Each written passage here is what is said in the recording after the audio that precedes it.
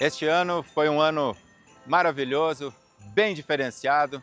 Eu, como profissional e também uma figura pública, foi um misto para mim, um período maravilhoso de transição, onde a gente tinha muitas dúvidas, né, de como conciliar o trabalho da vida pública com também a iniciativa privada, o qual eu tenho a minha empresa que eu faço a gestão, e graças a Deus a gente pôde avançar muito na vida pública, onde fomos em busca de recursos para as comunidades terapêuticas, fizemos homenagens, né? Homenageamos pessoas, figuras importantes da nossa cidade, conseguimos também dar suporte para projetos como o do ProERD, né?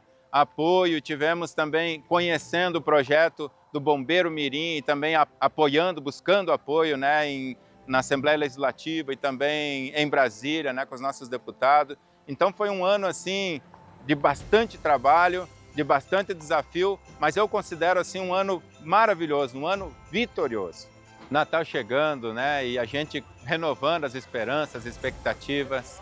Estamos com muita positividade para 2026. Esperamos muita justiça social, novas expectativas. 2026 promete muito, né?